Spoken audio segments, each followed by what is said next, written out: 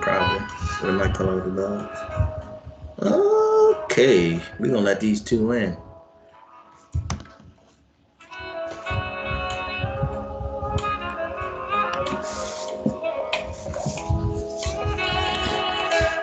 Hello all. Welcome to the Student Affairs Social Media Workshop. We'll get started in a few minutes. Thank you all for joining us. I hope you all had a very well deserved and restful break. We'll get started in a few minutes. Welcome, welcome, welcome.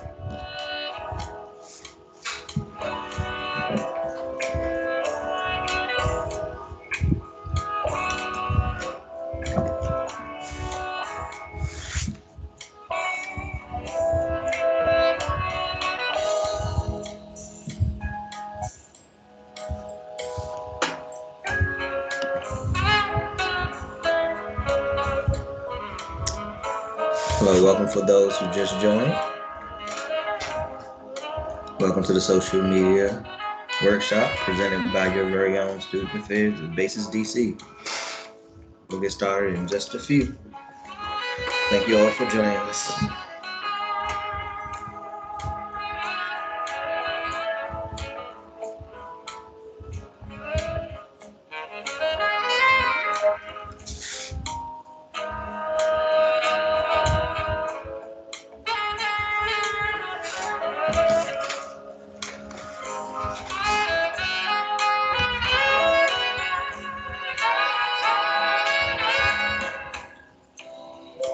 Thank you to those who just now joined. Welcome to the Social Media Workshop presented by Student Affairs. We'll get started in just a couple of minutes. As a reminder, this presentation is being recorded. Thank you all for joining us.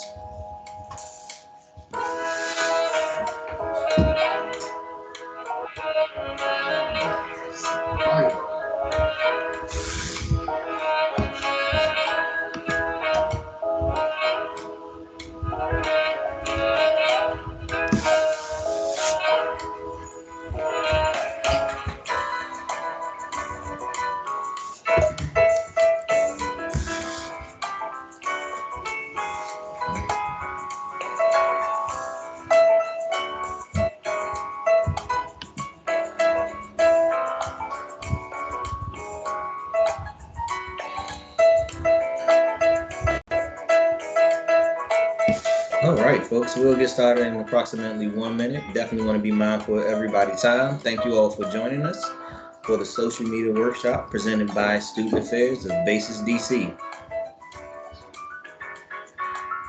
As a reminder, this presentation is being recorded.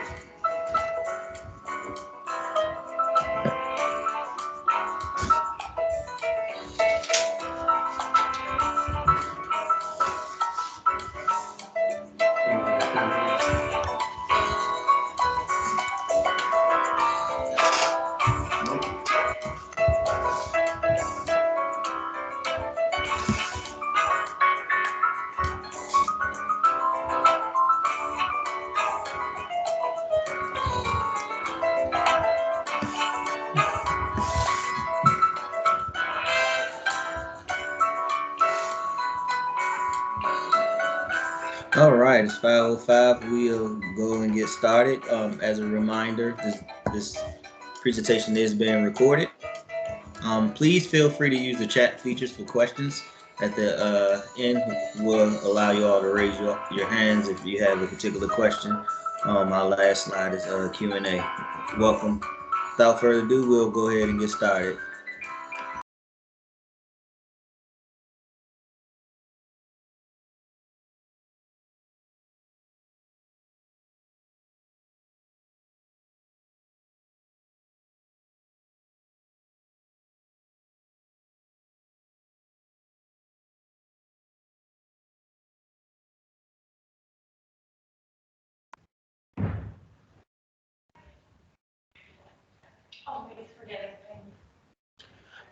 All right, so good evening, everyone. I am Mr. Taylor, and I am the Dean of Students for the sixth grade.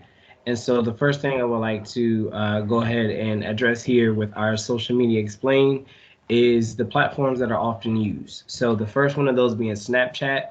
Snapchat is used to chat and send pictures that are temporary. They only last for 24 hours, but they do also have the option of being screenshotted or shared, even if they're just posting for 24 hours.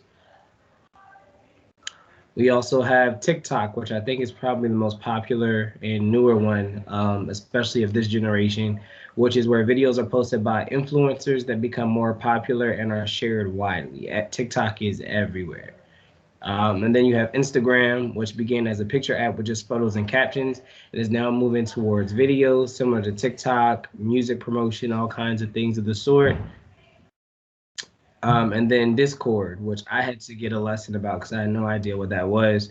But Discord is a community hangout app that incorporates text, voice, and video chat, has small invite-only groups as well as large open communities, which is primarily used for the gaming community. So if your students are playing different games online, Minecraft, things of that sort, 9 times out of 10, they probably know what Discord is.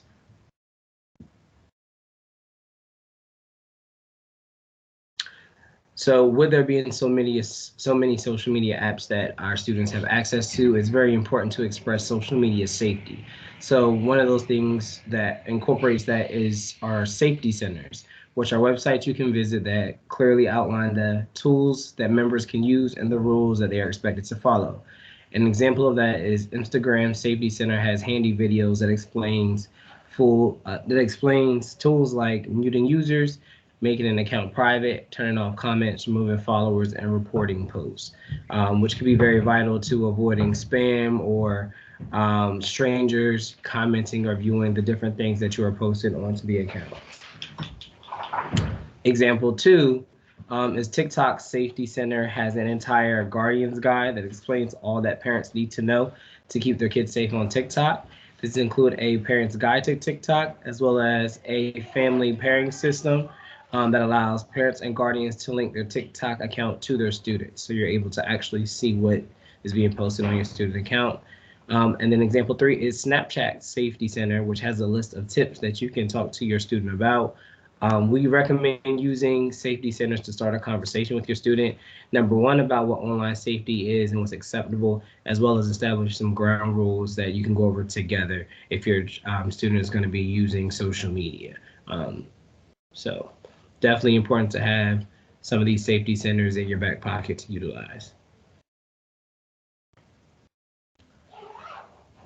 And then also with that, with the safety is definitely privacy settings. So private by default, which is where people can't see what you post unless you approve them as contacts. An example would be where networks typically have tools that let you control who sees what you post. Examples include Facebook or Snapchat, Instagram as well. I know you can, for some accounts, you have to approve for people to follow you. And there's public by default. So anyone can see what you post unless you specifically say otherwise. So people can't see, what you post as privately, but you can set those sites to be private. An example of that would be Instagram, which may have changed for those who are under 16, as well as TikTok.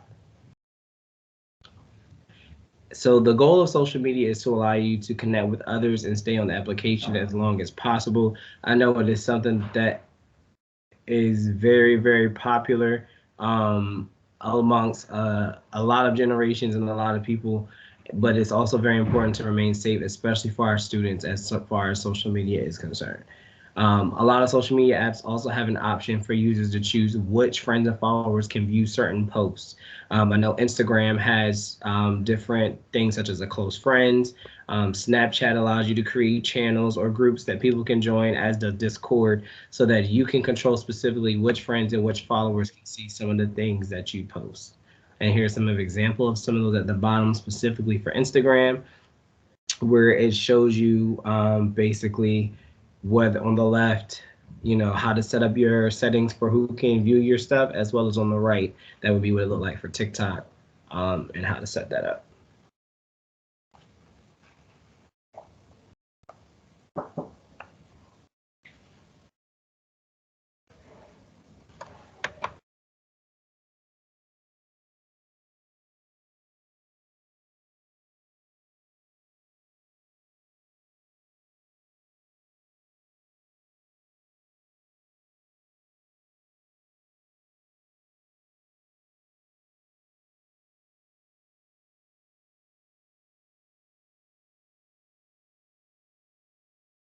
Sorry, can you guys hear me?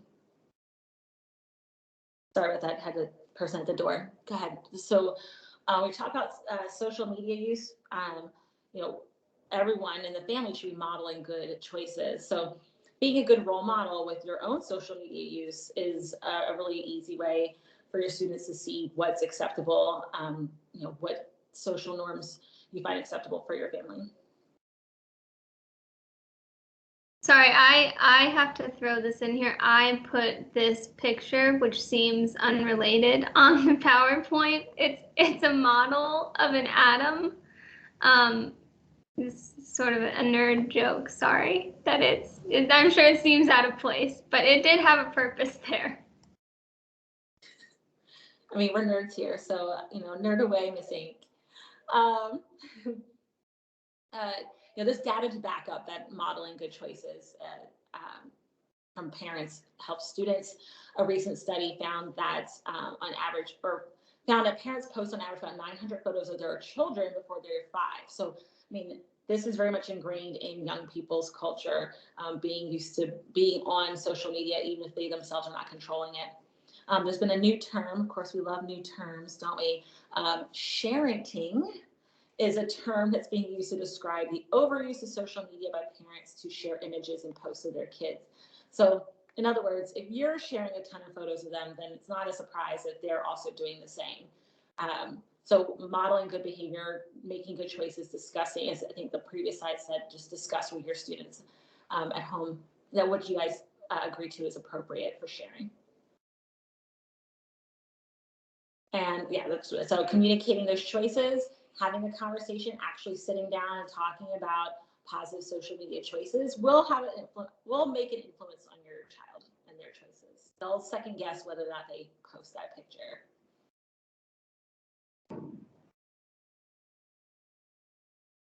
So another, just a couple tips for how you can be a role model that are a little bit more specific. Limiting your own social media use. Again, this is being modeled, like how often you're seen using social media, but also having a conversation with your student about how long they should be spending time on these social media apps. Limiting use at times when you can connect is considered a best practice. So like maybe at dinner, there's no phones at the table because you're having a conversation face to face, and you want to encourage those in-person social skills with your student. And also it's just a good time to take a break from screens. And then ask your children to, you know, before you post a picture of them, like maybe get their consent before posting. This is going to model practice for them so that they do the same thing with their friends. If they're used to being asked, hey, do you mind if I post this picture of you from our vacation? Then they're more inclined to ask about posting pictures of their friends and getting consent without just posting willy-nilly. And then, of course, privacy settings, setting up boundaries, you know, those things that Mr. Taylor went over earlier, like, you know, consider those tips for yourself as well, not just for your children, that you are setting up boundaries, whether it's you don't want people at work following you, this is just from a parent group that you use, or things like that. And then have a discussion with your child about it.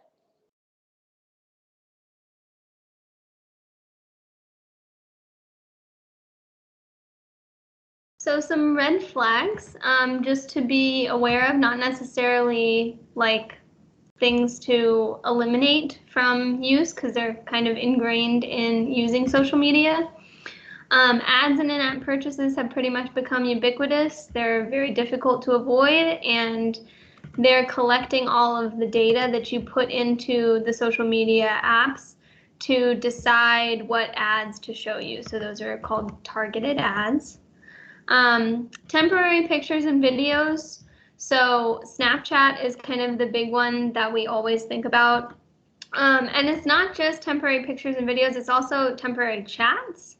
So you can set it up, students can set it up so that their chats are like saved with another person, or they can set it up so that the chats are temporary and go away after a period of time.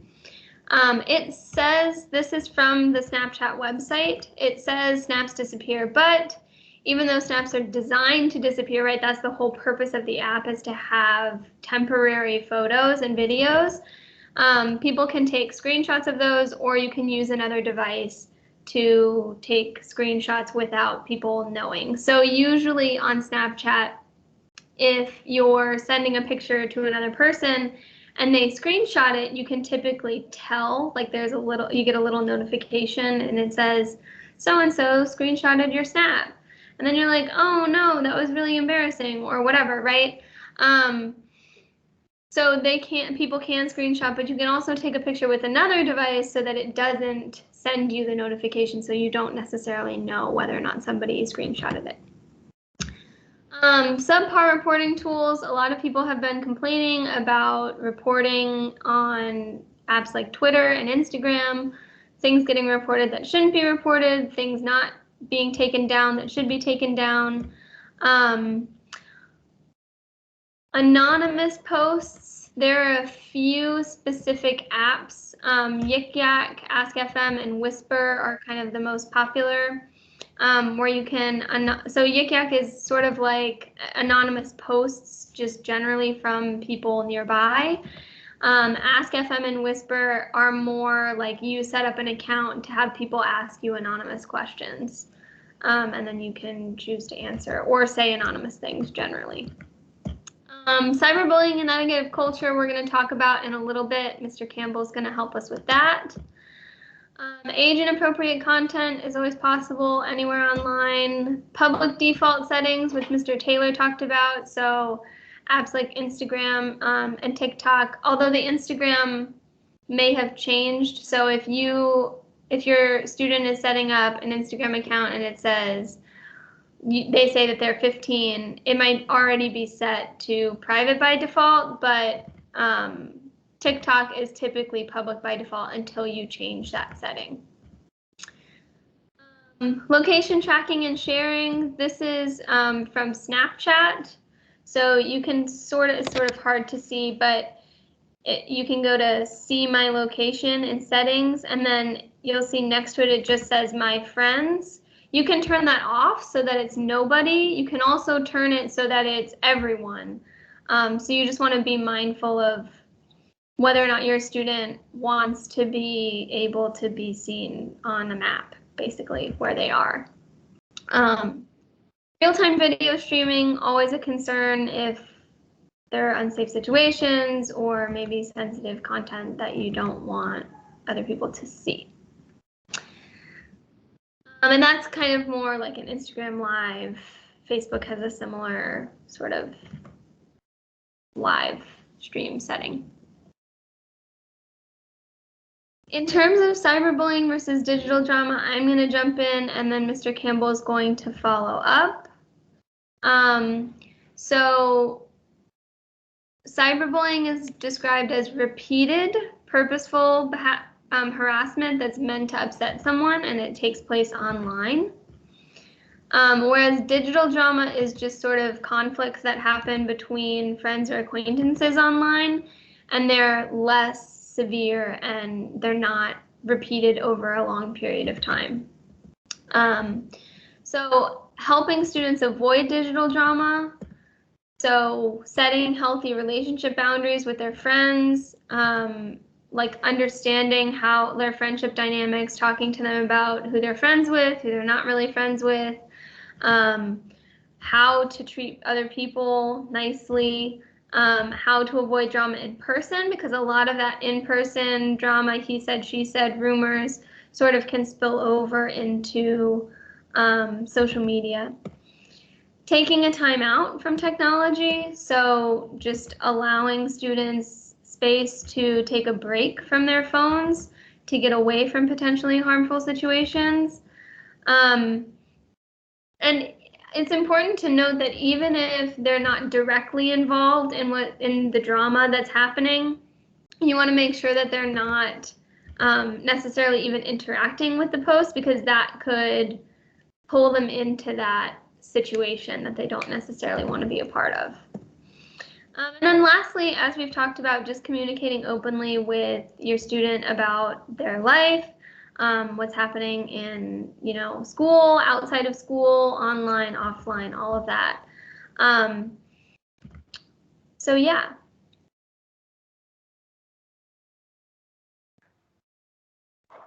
Okay, I guess I'll jump in right now. Thank you, Ink. Miss Ink. Um, so it's very important to have, you got to turn this down a little bit. It's very important to have a balance, and that by itself can cut down on drama or any type of effects of technology. So we want to promote balance between our students for online and offline life, healthy habits that will carry on to when they become an adult. So we got some tips that we're about to share with you all to help with that.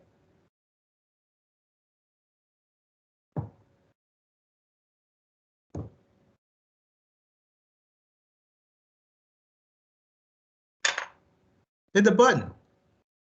Thank you. I think there's a delay, unfortunately. So we want to encourage tech breaks consistently. So we don't want children. Well, I know with my nieces and my nephews, I encourage tech breaks all the time because every 5 minutes they want to check their Instagram or their TikTok. So I always encourage, let your phone chill for an hour. So you want to take hour breaks. You can start off small time, like maybe 10 minutes if they always have their phone in their hand, and grow. You also, what we do at my house, we also have a day where I try every time I see one of my nieces or nephews with their phone, you can't use it. It's like a Sabbath for technology. We try to just get a whole day break so they don't get too intertwined with their phones or their laptops or their tablets. The tablet's big in my house. And that helps with the balance. I also check, I check their devices. So say if we are having a break and they say, hey, I have to study, I have to do this, I have to do that, I check. So, okay, you can use this for your studies, but if you get on Instagram or whatever the situation is, and most devices you can tell how much time they have been spending on each individual app. So most devices have that in the settings. If not, you can download an app to track that, but most of them have that. You can also have a no technology zone, like the bathroom or the dinner table. Also have recharging stations. So you don't have your student with their phone in their bedroom at night, or their tablet in their bedroom at night, because you think they're asleep, but most of the time they're not. Hey, you have to charge your tablet in the living room, a place where you can hear them going to get their phone. You can also pause your router in the house. With most of the new technologies or I know with Verizon and Comcast, you can pause the router so they can't use Wi-Fi. And you can also change the Wi-Fi password if you want to be extreme. But mostly importantly, you want to talk, with your student about balance, and you don't want to get too engulfed in technology, even though it's a big part of our lives now. We don't want them to think that is that's everything that's life. Some best practices to help with the balance. You want to talk to your student about what they're signing into, what platforms they can and cannot use. You want to check the requirements of these platforms before your students sign up. Most of the platforms you have to be at least 13, but some of them, they don't do a great job of making sure the person is 13. So you want to check your students' phones or tablets. Also, with every platform or profile that your student signs up for, you want to get your students a password. So for whatever reason, you can check that here and there. You don't want to be like a robo-parent, but you still want to have access to it just in case, because we all been young before. Sometimes we act differently when adults aren't around. You want to make sure your student is picking a secure password because you don't want anybody else to figure it out. You don't want them sharing their password because then other people can get on their profiles and post things that they wouldn't normally post. And now they are in a situation and, technology drama or, something more serious, which we don't want. Also, you want to encourage them not to post anything that you wouldn't want an adult to see, because we all know what goes on the internet will be on the internet. So a rule of thumb at my house as well, if you wouldn't say it in front of me, around me or wouldn't want me to see or hear you saying it, don't post it. And that's just like if you have to question it, don't do it. So that's a rule of thumb. But also, you don't want something to come down the line. I don't know, some of our students are very young, but like say for our high school students or our people that just went to college, it can affect your employment in the future, jobs, college admissions, different type of relationship. You never know. We see it all the time where people dig up old posts.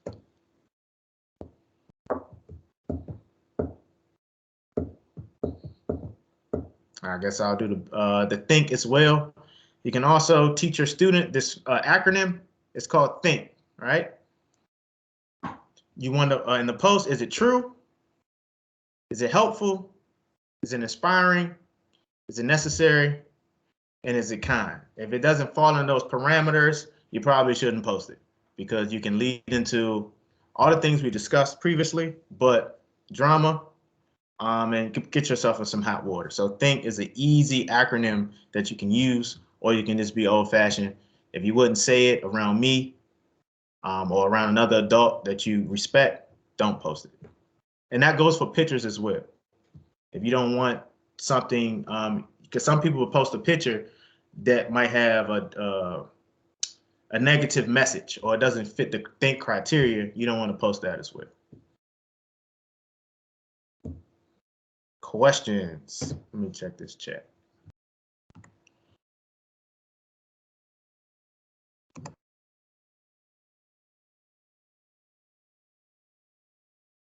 I see we have one family with their hand raised. Okay, so we're about to unmute the mics. You can raise your hand. If nobody's speaking, then you can answer your question. I'll ask your question, and then we can try to answer it. If we're talking, you have a question, do like this family just did, raise your hand or put it in the chat, and then we'll get back to it. Hi, I have a question. This is Xander's mom, Zena's mom. So I have a question and a comment, but thanks. This is really great. I hope you post the slides somewhere where we can absorb it. It has a lot of helpful tips. So one is, I guess the question, I feel very, I guess it's awkward about asking my older kid to say like, you know, can I look at your phone? What's the password? Can I scan it? And I don't know if that's too intrusive. I mean, at some point, you know, you have to let the kids develop. Mm-hmm. Now it's different with my younger child. I kind of have access to stuff so I can kind of scan and just make sure everything looks okay. But I think as they get older, kind of in high school, what is appropriate, I guess, for the parent to kind of say, like, let me read your text, you know, or how do you go about that? Like I said, I think I've just kind of avoided the whole thing. So I was just kind of curious if you have any suggestions or recommendations. So I can start with this. Something that helps that works was in my family. So how I do with my older nieces and nephews or cousins that they look at me to like a role model. I just always say, hey, make sure your parents have the password to your phone because you never know what may happen. You never know if they need to get into it for whatever reason, right? But you also want to respect their privacy. Like, hey, I don't want I don't want you on my phone or whatever situation is. Like, hey, I'm not going to go in it unless I have to. But if it's a situation where we need to get into it, I need to know that. And then if they're, hesitant, I'm like, hey, is it something that you're trying to hide? Like I'm saying, I'm not trying to go in it, but if need be. And then it comes, we don't want a power struggle, but at the end of the day, we're like, hey, that phone is a privilege. Mm-hmm. They normally comply, but I'm more, we start young. So it was easier for us because we started young, like, hey, if you're going to get this device, it's going to have some parental controls. And the older they get, yeah, we back off a little bit, but we have all the passwords, at least to get into the phone. And then like, say if it's a situation where they're asleep or they leave their phone out, if it's something questionable, like, hey, give me your phone, or I just go look into it. But I don't like to look into stuff blindly because I'm a firm believer you can't unsee some stuff. So if it's like red flags, if it's some red flags, I need that. Or if they're doing something out of pocket, what we say, let me see your phone. And a lot of times, since we know their passwords, they you know, Ah. they comply or they don't leave stuff in their phones where it would be an issue. You can also, one other suggestion is, if they already have these social media platforms and you don't feel comfortable, asking for the password, you could, make your own Instagram or TikTok or whatever.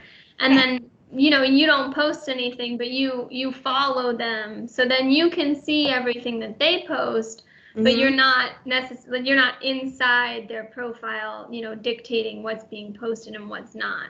So you can see everything that's being posted. So maybe you see something that's a little bit unsavory being posted and you're like, hey, like maybe you shouldn't post that.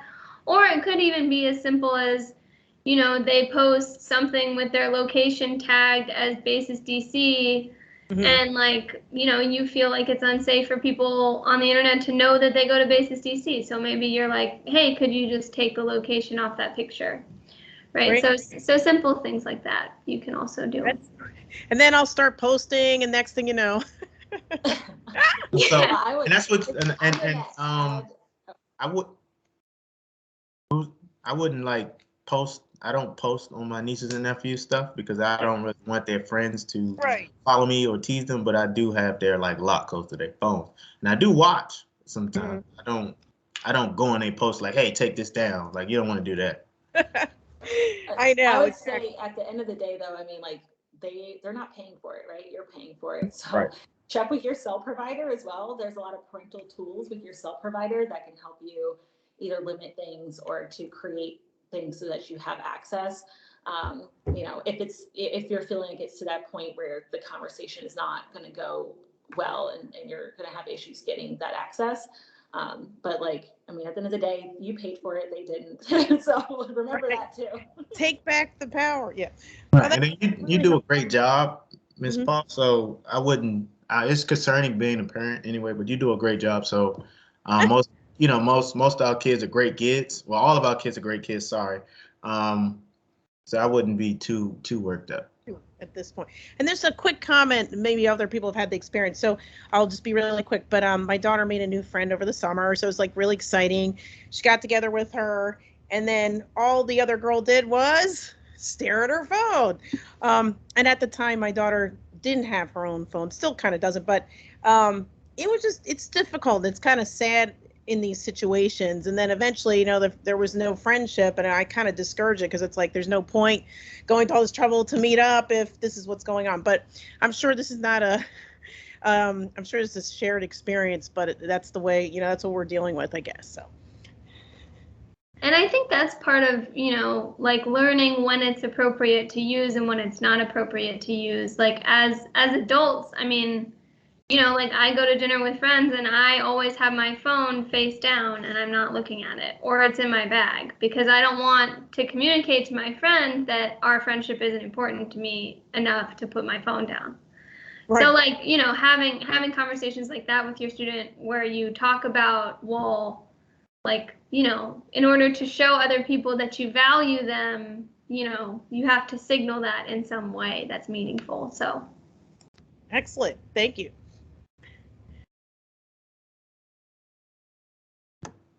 Any more questions? Any more hands?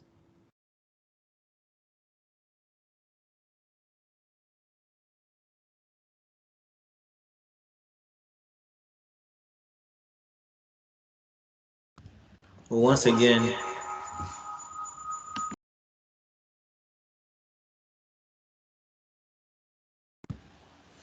feel free to, as I put in the link, to email me directly if you have any questions regarding this presentation, or if you have a personal question that you want to ask case by case with your individual child.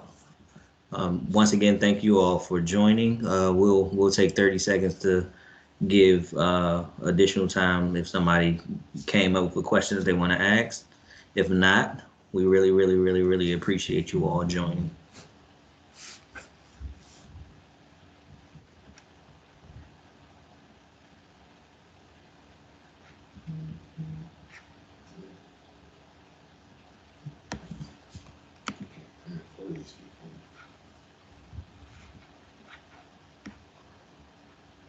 Well, with that being said, Thank you, thank you, thank you.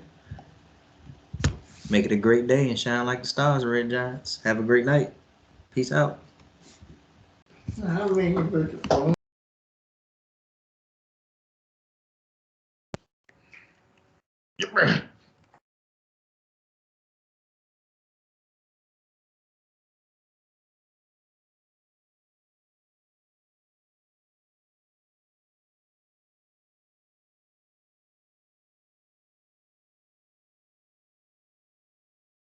Miss Ink, could you start the recording, please?